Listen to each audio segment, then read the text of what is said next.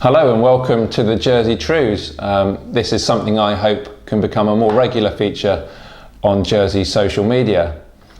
Today we're going to look at what's happened the last week in the States, all surrounding the release of secret transcripts relating to the suspension of the former police chief.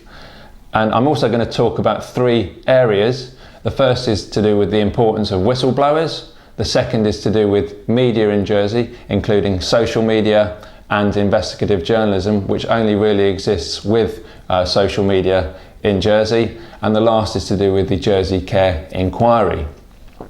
So this week, Deputy Mike Higgins, is a St Helier deputy, asked for the release of secret transcripts relating to the suspension of the former police chief in 2008. Now at that time, it was Deputy Andrew Lewis, who's currently a States member now as well, who was the Home Affairs Minister. This debate took place in secret, so the public couldn't know what happened. Thankfully, and I say thankfully because that's the way I see it, the transcripts were leaked by what we would call a whistleblower. Now, if it wasn't for the fact that these documents had got released and that actually it was Mike Higgins who originally transcribed the transcripts by having to sit down and go through it, although it wasn't him, we understand, who leaked the documents. If it wasn't for the fact that there was a whistleblower prepared to act in the public interest, none of us would know about the very significant and questionable events that took place that day. Indeed, the Care Inquiry wouldn't even be looking at it now, and that's also true if it wasn't for social media and very brave bloggers, it has to be said, in Jersey, who were able to procure this information because they're trusted and put it on their website for everybody to see. Now, the reason that Deputy Mike Higgins was asking for the documents to be released is that he wants to give information and evidence to the Care Inquiry. Now, they've seen the blog transcripts that have been up there for quite a while, but they need to get access to the official document, and in order for that to happen, there needed to be a state's decision for the states to release these documents to them, which up to that point would be covered by what we call parliamentary privilege. In other words, they were secret, they were not for anyone to be seen without the permission of the States Assembly. So the reason that this is quite controversial is because there was a decision to suspend the police chief, and something like that shouldn't happen lightly, and it's obviously, a big decision to make. Now, the controversy all arises from what the transcripts show, and I'll read from it. Because when the Home Affairs Minister, Deputy Andrew Lewis, at the time came to the States, he said to them, "I've read an alarming report from the Metropolitan Police which led me to the decision in the first place, i.e. the decision to suspend Graham Power, the police chief." Now the issue comes that there's some conflicting evidence that's come out about that, because the Napier report, which looked into this whole area, says, as previously has been noted, neither Mr Lewis nor Mr Ogley, who was the chief executive of the States at the time, saw the interim report. Neither did they seek to see it. The reason given was the nature of the information that was contained therein. So we've got two conflicting accounts there. Basically, at the time, Andrew Lewis is saying, trust me on this, I've seen this report which is damning and this justifies suspending the current police chief.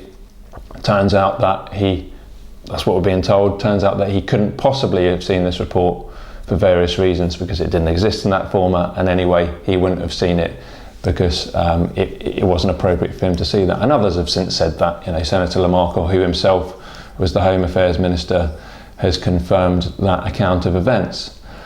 So that for me is something to do with public interest. Now what's interesting is that were it not for the fact that Mike Higgins had been pursuing this, he managed to secure a written transcript which he had to sit down and copy himself, and then later on this found its way to a whistleblower who leaked the information. And it's important to stress at this point that that Deputy Higgins himself didn't leak the information, and that he had no part in the leak himself either. But the point is, if it hadn't been leaked and if it hadn't been for this whistleblower, we wouldn't be in a situation now of ever knowing about this, because it would have remained secret. The care inquiry wouldn't have had access to this. If it hadn't gone up onto a blog site, no one would have been any the wiser. This potential misleading, this potential lie to the States Assembly would have gone completely unnoticed, and the things would have carried on as they sometimes always do, without anyone being any the wiser. So the first thing is to say, from a public interest point of view, from a democratic point of view, we have to be thank you to that woman or man who may have leaked the document, because she did, or he did, a great public service. Now, what have the media in the meantime done with that? I mean, this information, this transcript was in the public domain for some coming on 8 years now. It was released in 2008, and there were several calls from social media, including well-known local bloggers, to the BBC in particular, to say, why aren't you reporting this? You've got the information there. And it's only now, really, in fact today, that the local radio is touching on this issue. But again, what they fail to be doing is asking the pertinent questions. They're not really doing any investigative journalism. They simply release a press release and regurgitate that from Andrew Lewis, which says effectively that he stands by his decision to suspend the police chief. Now, that's not news. We already know that he stands by the decision. The real question that they need to be asking, and which surely the inquiry will be asking in due course anyway, is that to ask him, did you see this Met report? Had you in fact read it? Because others are saying that you couldn't possibly have read it. And why did you suspend him? And why did you tell the States that you read a report if you quite likely hadn't even seen it? Those are the serious questions that need to be asked. Now, quite intriguingly, it was a pretty uncontroversial debate, apart from 3 or 4 speakers who got up. And one, the Constable of St. John's in particular, said, "This is absolutely terrible." What's terrible? Is it the child abuse that's terrible? Is it the fact that the police chief may have been suspended potentially illegally or immorally or without following due process? No, it's the fact that somebody has leaked this document is completely terrible. It's the worst thing that he could possibly imagine, probably. And he said that this person, whoever they were, needed to be strung up and lynched in the Royal Square. So much was his indignation at that individual. And it's strange how, some people can see somebody, I think most reasonable people would see that as a positive thing. He saw it as a negative, completely missing the elephant in the room, which was, somebody has potentially lied here and the States Assembly has potentially been misled. And those are not my words, those are words of other people. But certainly a big question mark remains to be answered here. None of this really gets reported by the state media, but then why would it? It's fairly complex, it's in the public interest, it's not something that they would necessarily immediately report on. Of course, now they're having to at least touch on it. At least BBC Jersey Radio are making some noises about it. We're still yet to see some meaningful discourse on the subject from the other mainstream outlets. And I think this is the key point. There's a partnership there between the whistleblowers. It's one thing to have a whistleblower, but if you get the information out there, which is in the public domain, and there's nobody to print it or to publish it, it's almost worthless. So that's where social media comes in. That's where people like Rico Sorda, who himself shouldn't need to be a journalist. That's not his job. That's not his vocation, if you like, although he's doing a bloody good job at doing that, along with other individuals in Jersey. They shouldn't really be the ones doing this, that they shouldn't need to be doing it. And I think they've stepped into a void because the established media is not doing its job. That's the bottom line. It's not something that's unique to Jersey. It's happening all over the world. So good on them for getting it out, and good on to the whistleblower for doing that, and good on Mike Higgins for actually being persistent in his quest for the truth. Now, the last point is the Jersey Care Inquiry.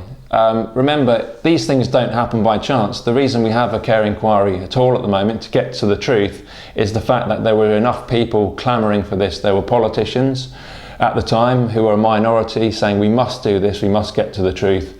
There were bloggers out there who were supporting the campaign, there were care leavers, and there was a whole host of the community, whole host of people who were actually saying this is the right thing to do. And ultimately the political climate changed And the political establishment, or certainly the government of the day, were dragged into this saying, look, this is something we have to do, and the position was changed to the point where we now have a committee of inquiry. And again, that in itself wouldn't have been sufficient.